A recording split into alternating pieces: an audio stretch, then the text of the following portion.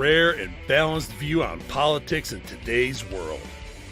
Based on facts, born of rationality, common sense, and logic, providing context on today's events. This is American Perspective with Rick Thomas. Hello, everyone, and welcome to American Perspective. I am your host, Rick. Well, we made it to Friday, TGIF, everybody. And speaking about today, I need to send a very special happy anniversary out to Mrs. Whiskey. That's right. She has, she's stood by me for a good portion of my life. So, yeah, there you are. All right. Hey, everybody noticed the bar scene. Well, I'll tell you why. The bar scene in the back was submitted earlier today by our very own Buddy Weiser. So, Buddy Weiser, thank you for the bar scene. I took it, obviously, it was a different, I made it a little bigger and cropped it and made it to where it actually, fits in the back. But yeah, so there he goes. There we go. All right. So let's go ahead and kick off tonight with my news. My news is up for tonight's Pledge of Allegiance. So if you are of mind, please stand, remove your hat, if you're wearing one like me, and place your hand over your heart and follow along with my news as she recites the Pledge of Allegiance. I pledge allegiance to the flag of the United States of America and to the republic of which it stands, one nation, under God, indivisible, with liberty and justice for all. And, of course, I thank you, My News, for that wonderful rendition of the pledge. If you would like to hear your rendition of the pledge played here on the program, all you need to do is record yourself performing or reciting the pledge in your style.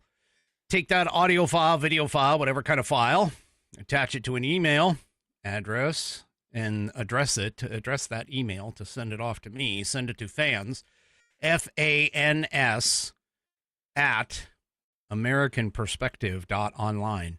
That's FANS at AmericanPerspective.online. And I will get you into the rotation for number 17 and 18. I'm actually looking for 20. Let's go for 20, but 17 and 18 would be fantastic as well. All right, let's get on to tonight's headline sponsor, which is theflagshirt.com. I'm wearing one of their wonderful flag shirts, men's cotton polo tonight. It's the Declaration of Independence one. And it's got fantastic colors, great fit, great style.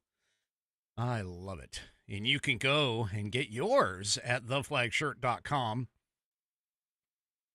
Go and check out all of their styles. They are having a sale right now. Their best sellers for summer. It's not, they're advertising, obviously, the best sellers for summer. It's not really a sale, but there you go. Go and check out men's, women's, kids, made in the USA, all kinds of styles that are decked out in the red, white, and blue.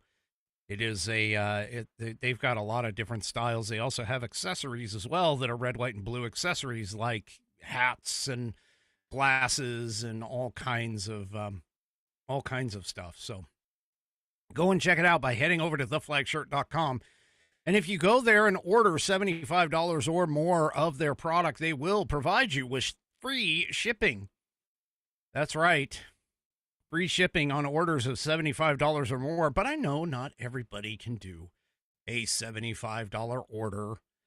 I know that sometimes, money might be a little tight or something like that. And so I'm going to help you out. If you go to flagshirt.americanperspective.online, you'll be presented with a coupon code that you can copy and paste into the promo code box at theflagshirt.com, and you will be presented with $5 off your order on American Perspective. Once again, go to flagshirt.americanperspective.online, and then you'll be presented with a coupon code that you can copy and paste into the promo code box at checkout at theflagshirt.com.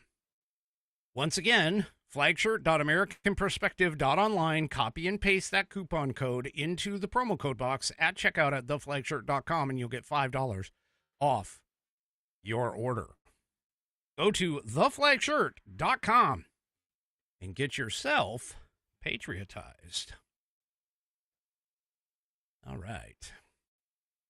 I feel like I'm in, I don't know, Ireland or Scotland or something like that in this bar scene that's behind me. It's the Stones, Stone bar scene. It's really, really kind of nice. I like it. Nice shiny bar. They got it all shined up and everything, and yeah, it's great. All right. Yeah, you make sure Fat Boss gets home before the streetlights come on. I remember those days. That's basically in the summertime. That was how you knew what time you had to get home. Is if the streetlights come on, man, you were late. So. Once that happened, man, you were headed home, and that was it. So, yeah, I remember that. That was kind of fun. Anyway, well, let's go ahead and get things get some things going off here. Colbert got canceled.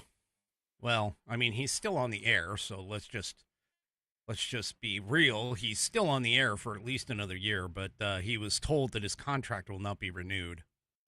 And, of course, the left, went wild over that, calling it a really big problem, that it had something to do with Trump and the FCC approving the Skydance purchase of Paramount Plus, which owns CBS, I guess. Anyway, all of it was bunk, of course, because Colbert was actually losing $40 million for the network. It's funny how, if you're losing money for somebody, that's when they can you. See, this particular show, my show, is privately funded by myself. And so, I can't really cancel myself unless, of course, I can no longer pay for my internet or any of the other stuff that I've got going on around here. But anyway, so, yeah. Another show that is, let's just say it's probably not going to get canceled, okay? Let's be honest. It's not going to get canceled. But Joy Behar sort of made a mistake. She let something slip on the View, which sort of makes you kind of wonder what's going on here. Now, I don't want to play the clip because we all know that the Stygian witches of the View, they're horrible sounding, so I'm not going to play this. But co-host Joy Behar apparently inadvertently announced that the ABC daytime talk show is going on hiatus. Now, she said this during yesterday's episode, and today's episode is supposedly the last one for, the summer, maybe? I don't know. We could, it would be kind of interesting if in the fall they just didn't come back. Realistically, that would be nice. But anyway, Behar made the comment near the end of yesterday's broadcast while speaking about the show's schedule. She says, and before we go on hiatus, we only have one more show after this. And then she looks at her co-host and goes, I'm allowed to say that, right? Yeah. And Alyssa Farah Griffin responded, well, it's too late now. Yeah, exactly. Now, the ABC, of course, has not officially confirmed any of the details regarding the upcoming break, and it's unclear whether or not Behar's remarks actually referred to the View's typical summer hiatus. So this is the thing, is that they usually go on a hiatus over the summer, okay? Or possibly even maybe it might even be like an additional break in programming. There's no formal statement that has been issued. So that's why the the internet went wild a little bit over this, because of the fact that this follows, so closely behind the Colbert cancellation. And so, yeah, I can't. Anyway, the unexpected announcement also adds speculation about the stability of this particular show, and the stability of legacy media talk shows, many of which who have been facing ratings declines and budgetary scrutiny in recent years. Yeah, I wonder why. Just about all of them have, taken a so sharp of a left turn that anybody that was, up somebody's rear end, you would have their neck broken. But anyway, yeah, they are, it's questioning. Now, again, just to be clear, The View has traditionally taken a break during the summer months. But the way that Joy Behar phrased it, yeah. Anyway. Now, The View's been around since 1997. Can you believe that? This freaking cackling witch-run show has been on the air since 1997? And apparently it remains one of ABC's flagship daytime programs. That's kind of weird. Anyway, Joy Behar, of course, has been a longtime co-host on it. So anyway, the final broadcast for this particular season for the break is, would have aired today. Not that I really watch it, because I don't. And anybody that does watch it is, up there in terms of the moron meter. But it just seems kind of interesting that she goes ahead and doesn't say something like, oh, we're done for our summer break now, so, tomorrow will be our last show for our summer break. No, she talked about, it being a hiatus or whatever. Anyway. Whatever.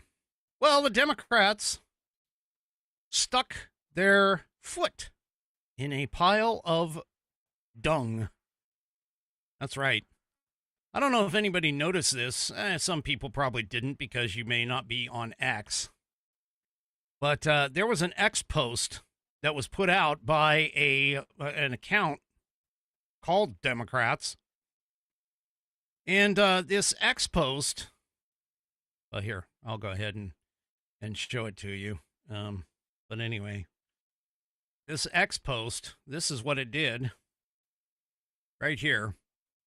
They posted a graph, and this graph, which was an attempt to try and rip on Trump, posted, and this is the title of it for those of you who are on the audio portion of the program later. The title of the post was U.S. grocery prices reached record highs in 2025. Now, here's the thing that they did, is they went and posted what appears to be several years going all the way back to the first Trump era. And they're trying to make it sound like it's because of Trump that the grocery prices have reached these record highs.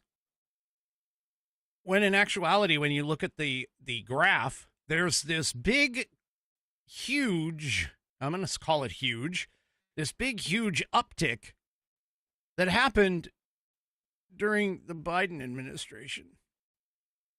That's right.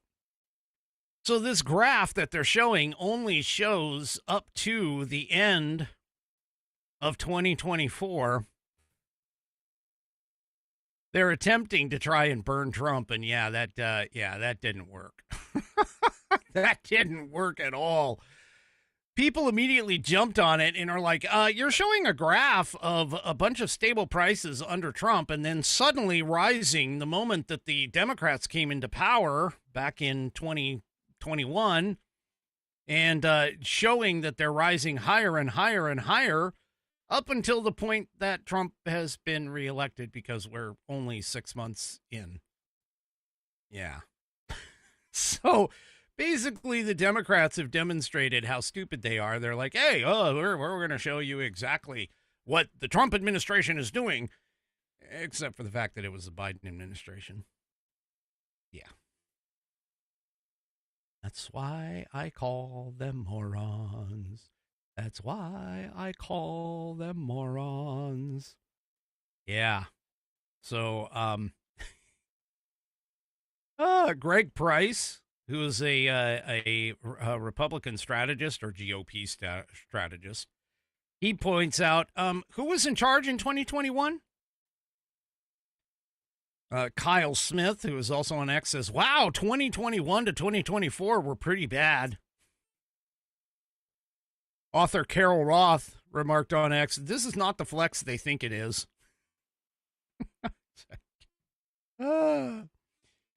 Abigail Jackson posted, they can't be this dumb. Are they actually this dumb? Yeah. I'm actually going to tell you, yes, they are that dumb. U.S. Secretary of Veteran Affairs Doug Collins wrote, I don't think Democrats know how to read graphs. Oh, that Democrat Party account later deleted the post, so they're not going to, I mean, it's gone now, but shoot, once you put something out on the internet.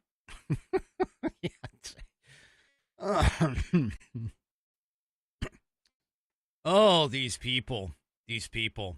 Speaking of grocery prices, you know that wonderful idea by that guy, that wonderful guy in New York City? He's running for New York City's mayor. He sits and talks about, I'm gonna promise you a total utopia in New York City. We're gonna take over grocery stores. They're gonna be government run. They're gonna be taken over by the city, and the city's gonna make it to food for all, affordable food, affordable housing, affordable everything. Let mama government take care of you, right? That's what he's doing, Mr. Socialist himself. Ma'am Danny. Yep, Ma'am Danny. Well, he keeps talking about wanting government-run grocery stores in New York City. This article in Red State demonstrates, that utopia doesn't ever show up. Let me explain to you why. So, Kansas City took over a government-funded grocery store called Sun Fresh Market. And it was a test. It was a test run to see how well this kind of thing actually works.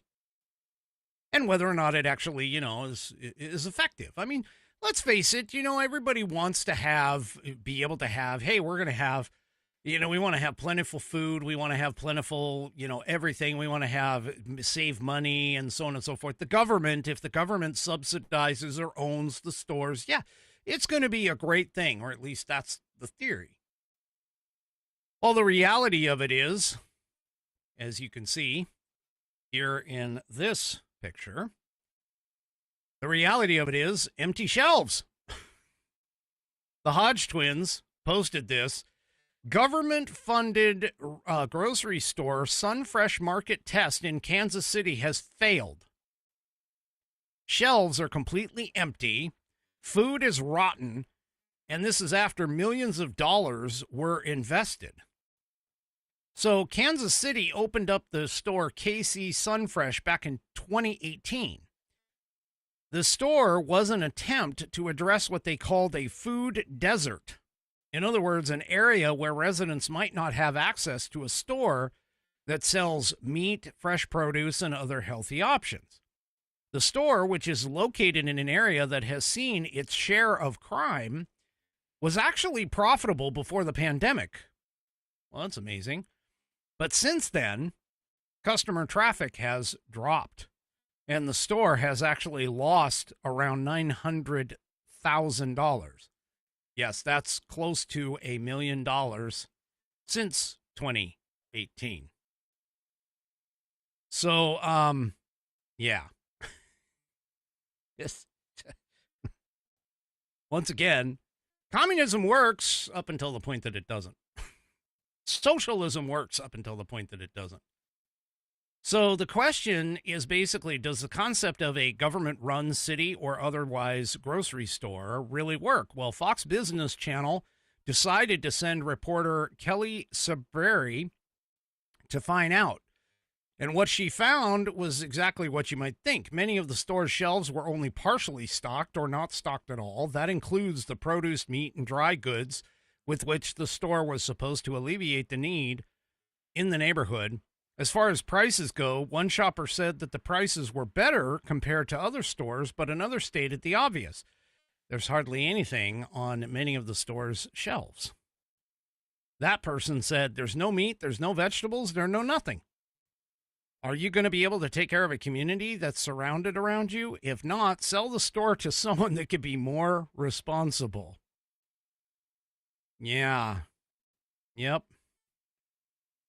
Kansas City Mayor Quentin Lucas says that the city is trying to make things right with KC Sunfresh, saying, while I hear and understand the crime issues and concerns, there's a grocery store right down the street, largely in the same kind of area, some of the same criminal numbers and statistics that's still doing pretty darn well. So we do want to make sure that we can get those operations right and that work, and that's the work that we're collaboratively trying to do. Now, translation is, don't like it, go down the street. And here's the problem. And this, honestly, this is exactly the issue. Okay. And this is something that the Democrats and especially those leftist lunatics, none of whom have taken Econ 101. They don't seem to understand this. Okay. Grocery stores generally only make somewhere between a 1% to 3% profit margin. Financial stability in grocery, just like in restaurants, anything dealing with food has very tight profit margins.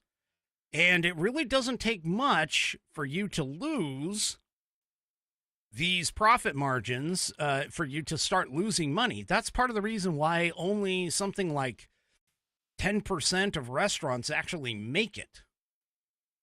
There's just, it's very difficult to make a huge profit in these kinds of markets.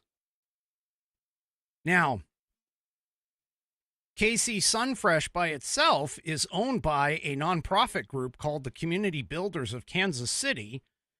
And a quick look at their KC Sunfresh website shows a beautiful store with fully stocked shelves. It also boasts of new products with an emphasis on locally grown, black-owned, women-owned, and black woman-produced items. So, in other words, anyone can get the idea of the store stocking the items, but the customers who frequent that store buy the most. So, yeah. Anyway, the overall idea in this is if a city-run store in Kansas City, where the neighborhoods do not have nearly the population density of those in New York City, isn't working, the chances that a city-run store in New York is going to fare about as well, if not worse. So, yeah. And this, of course, is one of the problems with the idea of socialism, because if you ever talk to a socialist, like you talk to Bernie Sanders and you say, hey, well, socialism has a long-running history of not being able to work. That it works in theory, but never in reality. And what ends up happening is his answer is, well, it was never implemented correctly. Really? Really? It hasn't been implemented correctly in hundreds of years? I mean, really? Yeah. People. You've got to understand one of the greatest economic systems that has ever been developed on this earth is the capitalist system. Period. Well, speaking of New York City. Oh, wait a minute. let me move.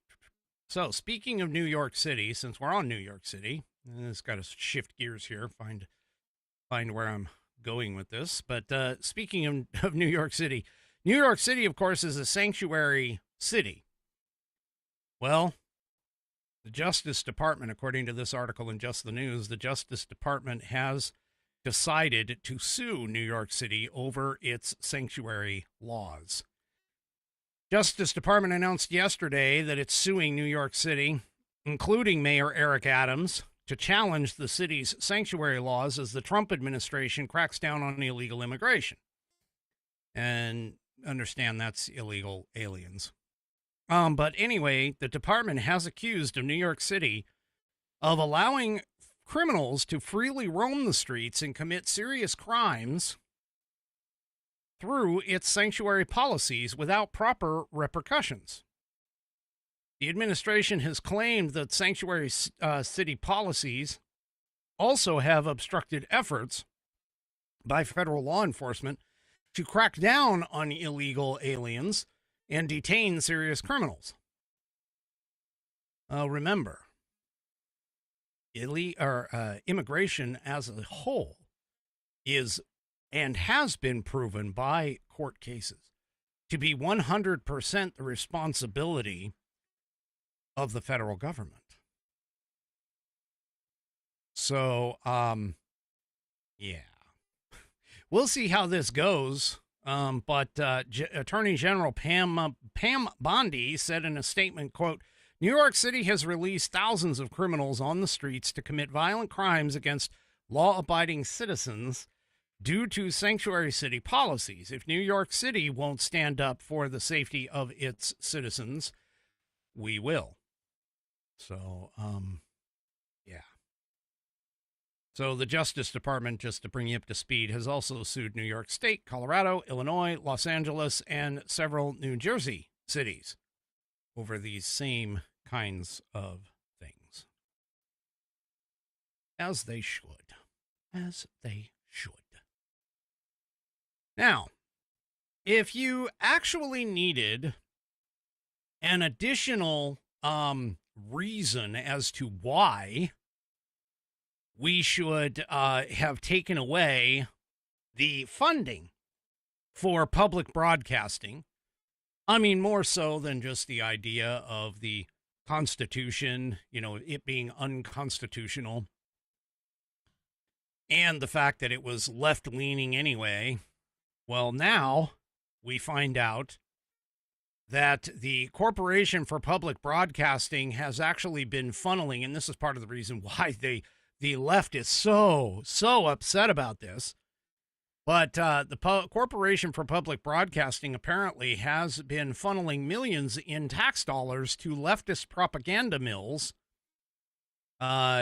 which are the NPR and PBS, over 2 decades, or over the decades. So again, they also were funding one of America's fact-checking, which they're not fact-checkers, but the fact-checking giants, which is backed by none other than George Soros. George Soros, who is responsible for driving, or at least being a part of, censoring conservatives on social media platforms. So MRC Business discovered that the Corporation for Public Broadcasting, fully funded by tax dollars, gave almost $600,000 to the Poynter, that's Poynter, Institute for Media Studies back in 2023. Well, Poynter runs the left-tilting international fact-checking network and was heavily invested in helping big tech platforms like Facebook widely censor supposedly troublesome, quote-unquote, opinions on the COVID-19 virus, among other topics like elections and abortion. Now, here's the thing, folks, and I'm just going to lay this out for you like this, all right? Because we know Planned Parenthood does the exact same thing. They take funding that they have bringing in, and they use that funding. And, you know, as far as where that money comes from, if it comes from the government organizations, okay, meaning that if the federal government has tax dollars that are going through these organizations, they should not be allowed to take that taxpayer money and in turn turn it around and fund only one political party. If they're going to do that, what they should do is they should take that money. I mean, again, I personally think they shouldn't do it at all. But if that's the case, what they should do is take that money and split it equally and give it to both parties, or split it across the board and give it to all of them. All right. But that's not what they do. See, Planned Parenthood donated millions of dollars to leftist Democrat political campaigns because of the fact that they wanted to, of course, keep their government spigot of money flowing. And so that's what they did. Well, this is no different. The Corporation for Public Broadcasting took money from taxpayer money,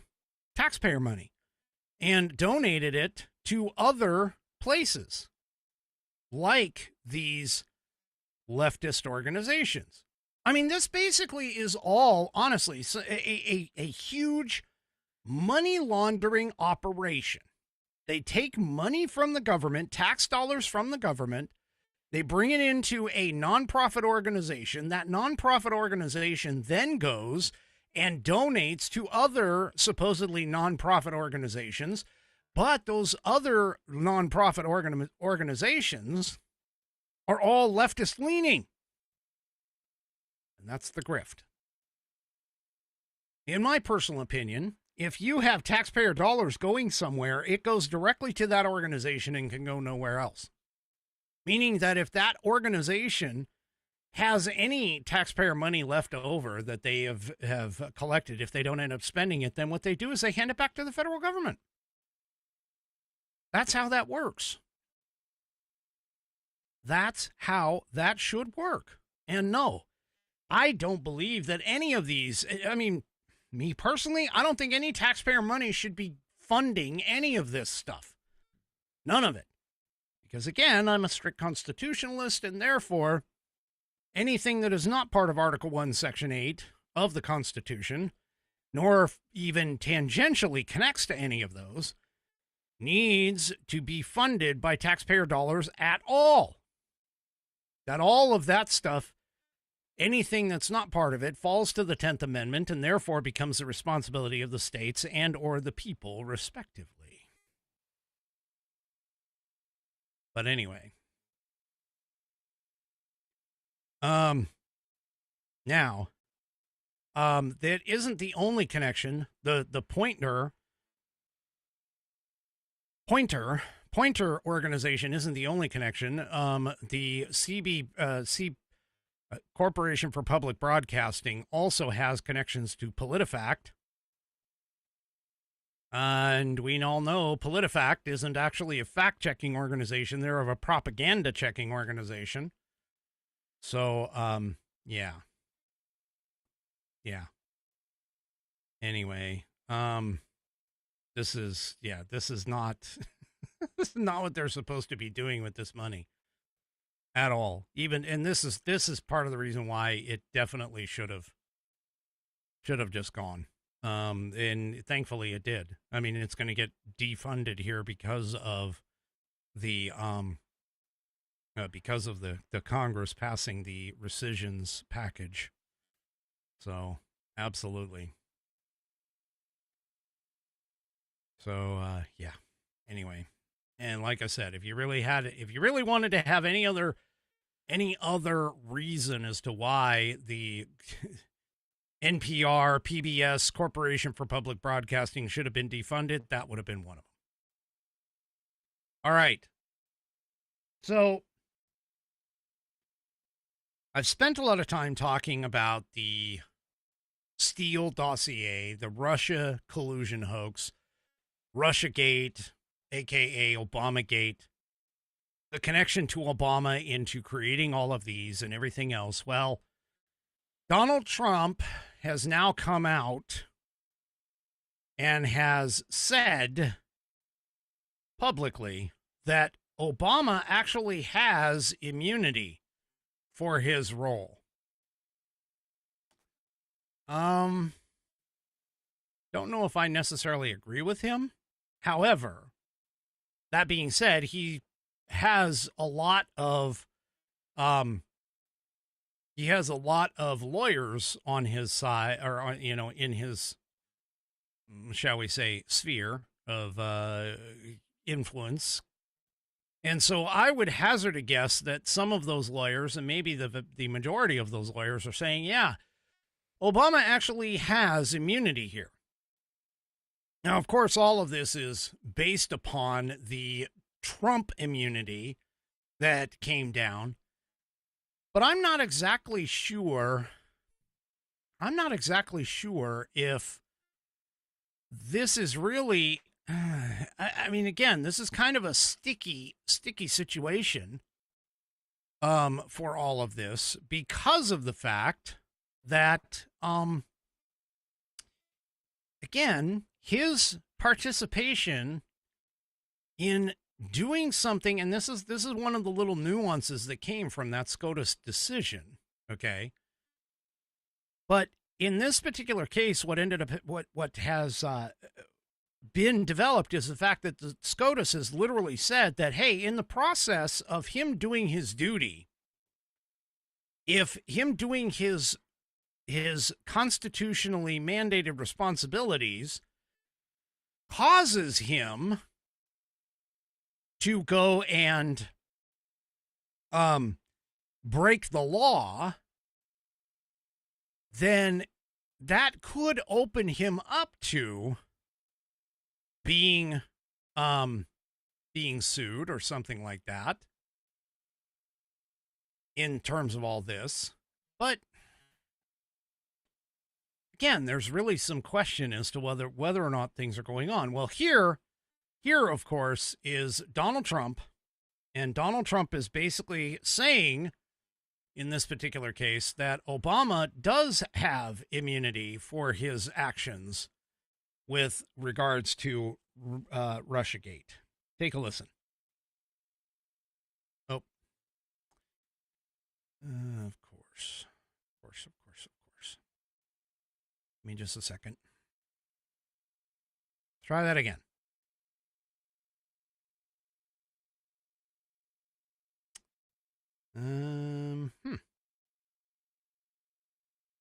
Well, that's interesting. Huh. Well, anyway, he basically stated that he has immunity. It probably helps him a lot. He owes me big. Obama owes me big. But it doesn't help the people around him at all, is what he's quoted as saying. And so, yeah, we'll just have to... Yeah, I don't know what's going on there. But anyway, and this writer, David Strom, basically agrees with him and says, well, yeah, it's a situation that he thought was going to be the case. I'm not exactly sure, though. And honestly, and the reason why, because again, seditious conspiracy, which I think is the most likely charge. A lot of people have been tossing around the idea of, that he has done something treasonous. I'm not exactly sure it goes all the way up to treason, but I do believe that there is a possibility of getting him on seditious conspiracy.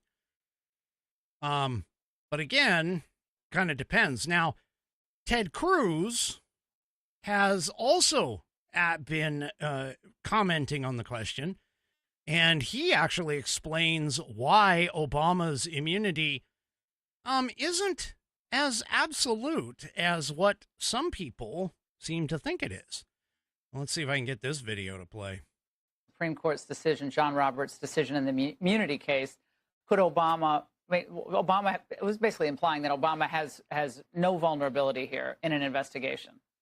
Briefly describe why that's not accurate 100%. Look, it is challenging what the Supreme Court has said in the immunity cases. Official decisions are protected by official immunity. So it's clear, for example, Barack Obama ordered a drone strike on Anwar al-Awlaki, an American citizen. He cannot be prosecuted for that because that was an official action. That's what the Supreme Court said. By the way, FDR could not be prosecuted for dropping atom bombs on Japan.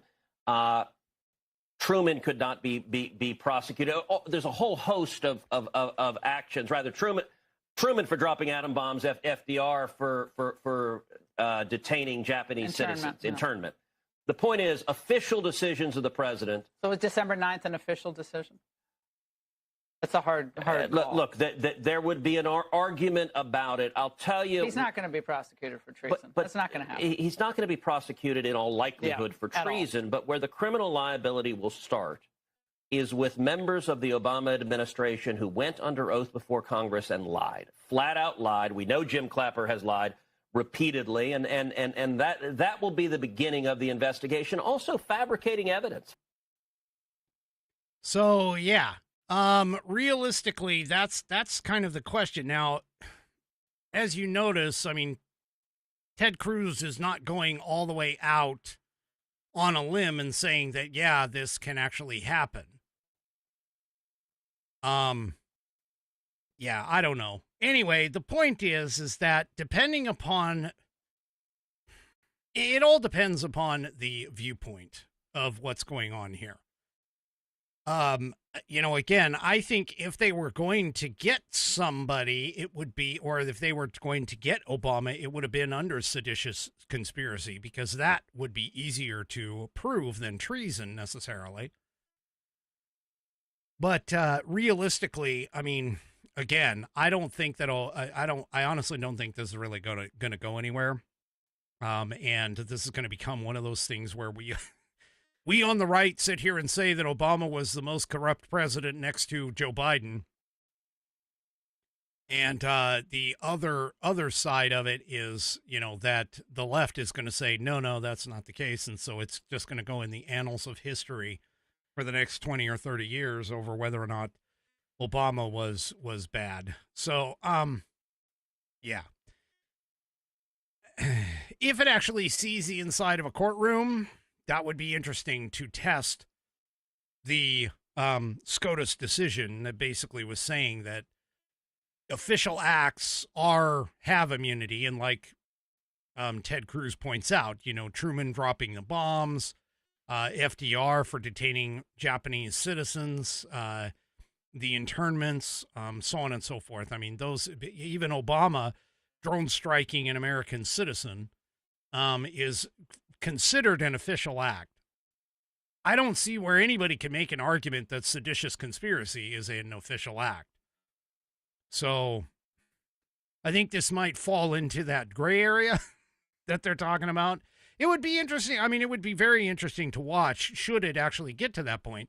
It'd be very interesting to watch how this is already been covered. So in terms of legally speaking. So we'll just have to see. Now, of course, anybody who is underneath him, though, those guys are all open to potential lawsuits for sure, because they don't have the same presidential immunity that Obama would necessarily cover. All right. So the U.S. has, in international news, the U.S. has walked away from ceasefire negotiations with Hamas. And this is, I'm sorry to say, perfectly understandable. And the reason being is because of the fact that Hamas is asking to essentially survive. I mean, they have no leg to stand on here. They really don't. The things that, I mean, really, realistically, what they do need to do is just unconditional surrender and get the hell out of there. That's, get out of Gaza. That's it. That's the only conditions that they should ever fall under.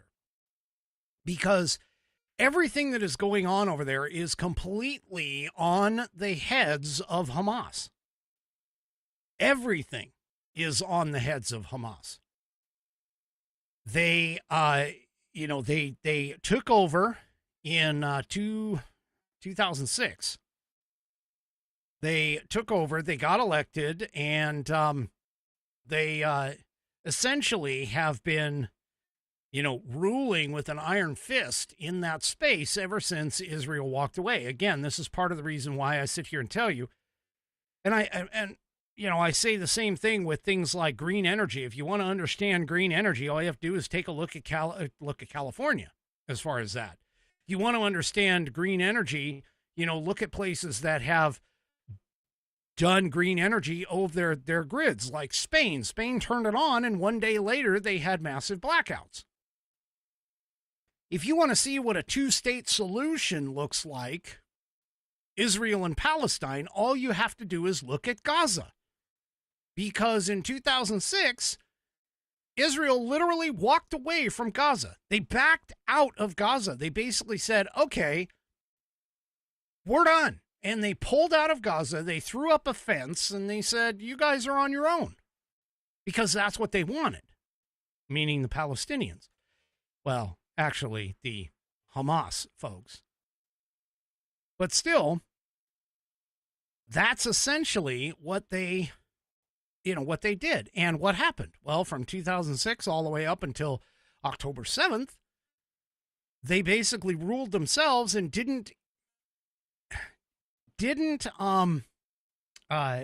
anything for the Gazans at all, for the Palestinians that were in Gaza. All they have been doing in terms of Hamas being in control, all they have been doing is, lobbing stuff over at Israel. Instead of focusing on their people and focusing on self-government, they have done self-hatred. And so basically, because of this, they continue to ask for things that are not part of the negotiations, that are not part of the situation where they would essentially stop the atrocities.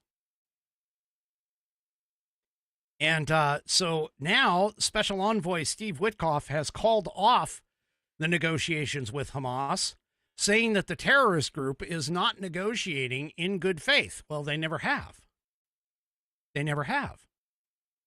So Witkoff is sending his diplomats home from Doha, Qatar, after multiple failed attempts to secure a ceasefire between Hamas and Israel.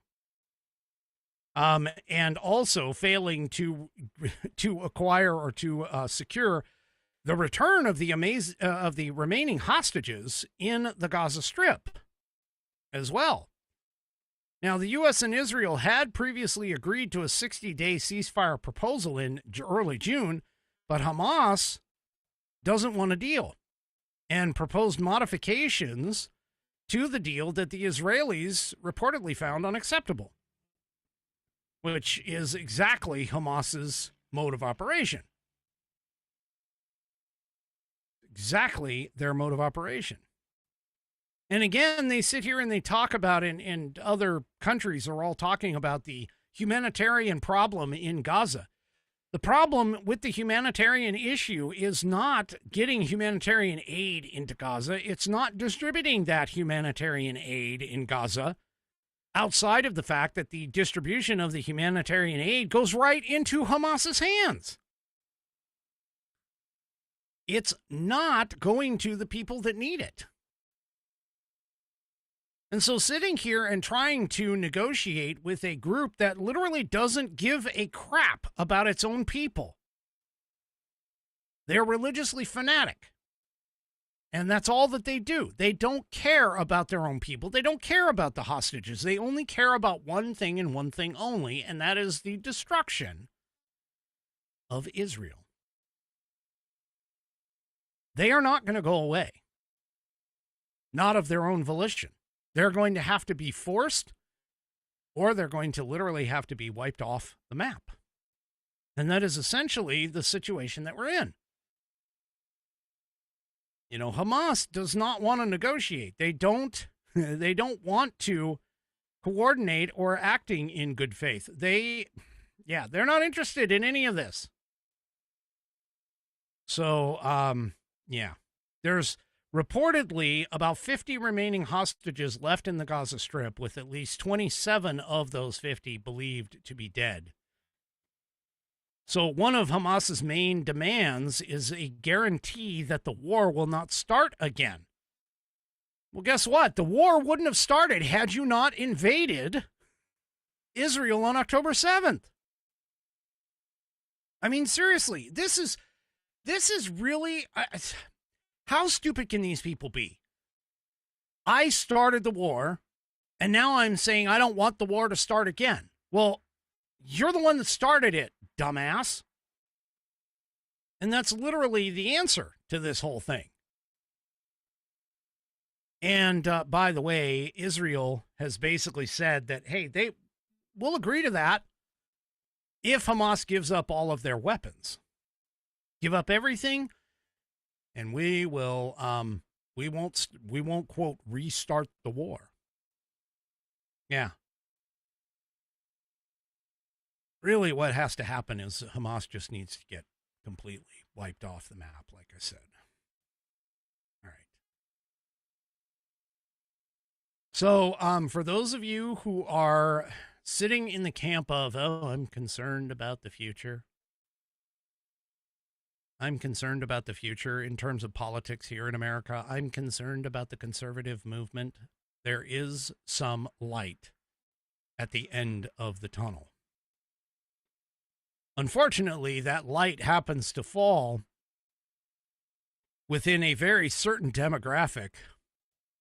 But for those of you who are leftist females, yeah, you might be having some problems here moving forward. You might want to actually become a conservative female in order to rope some of this.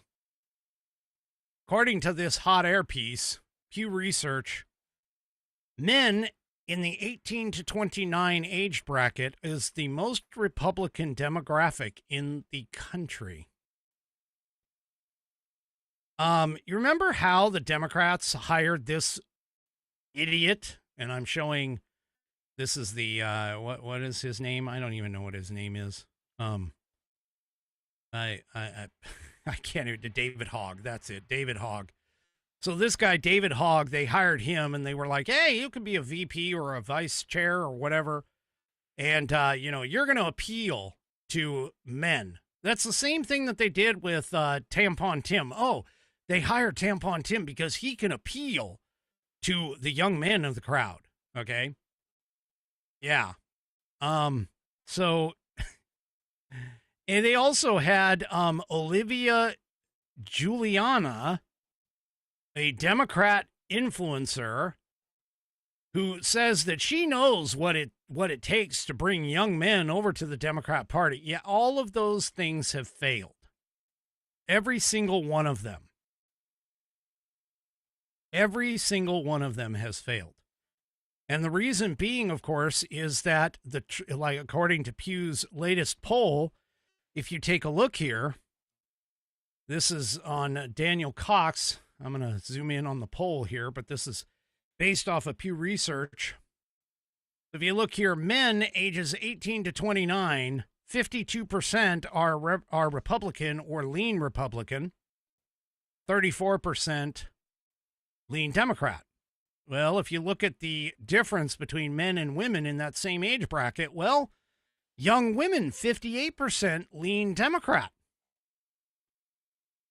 while 37% lean Republican. That literally is almost a flip between the two. So this is part of why I'm sitting here saying that, I mean, honestly, you can kind of understand why men and women are not dating in America anymore, because at least politically speaking, they are ideologically separated from each other.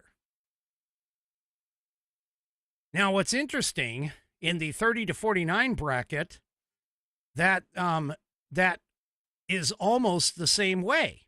Men, 41% Dem, lean Dem, 51% Republican, lean Republican. Whereas women, 53% in that age bracket, Dem or lean Dem, and 39% are Republican, lean Republican.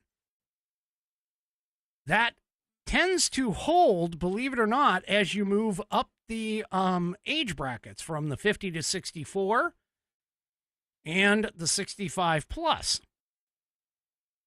So that being the case, all I'm going to say is I am so glad that I have Mrs. Whiskey, because there's no way that I would be able to live with a Democrat leaning woman at all. So, we're going to be, if you happen to be a Republican male and you're looking for a Republican female, man, I got to tell you, you Republican females, you got the pick of the litter, man. I'm serious on this. So, yeah. Yep. All right. Let's see. Where am I looking? Oh, last thing.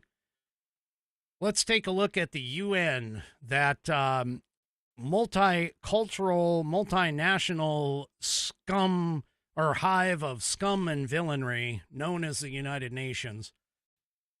If you thought that the United Nations was keeping with their mission to provide peace across the world, yeah, that's not the case. That's not the case at all. Here in the UN, according to Front Page, the UN is encouraging countries to actually sue each other over, get this, the weather. Wait, what? What? So apparently a landmark decision by a top UN court has now cleared the way for countries to actually sue each other over climate change. Oh my gosh. This is according to the United Nations.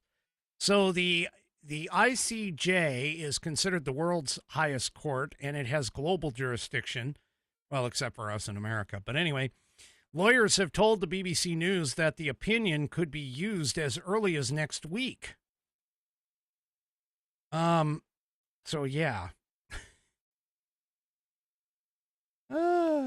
They're basically saying that that they want to have the ability for a country. I mean, can you imagine a state suing another state because of climate change? That isn't even like in settled science yet. Now that this is done on a global scale in the international court system. What the hell? Yeah, the U.S. just needs to get the hell out of the UN. We need to just abolish it, or, well, we can't necessarily abolish it, but what we can do is we can kick the organization out of New York. And that's what we should do. We should leave the UN. We should kick them out of New York, and then shut down New York's, New York's, the buildings and everything else. But anyway. What a mess. What a complete mess. All right, folks. Let me see. Is there anything else that Nope, I don't think so. All righty, folks. That is it for me for this evening. Do me a favor. If you haven't already, head on over to rumble.com. Get yourself an account.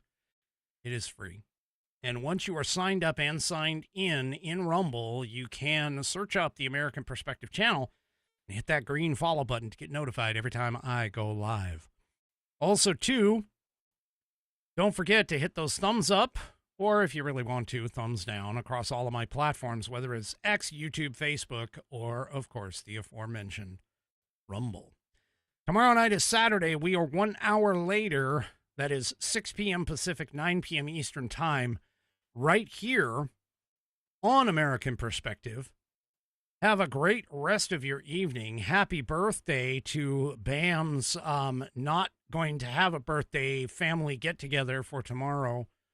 But anyway, and I will see you tomorrow night right here on American Perspective. Have a great rest of your evening, and good night, everybody.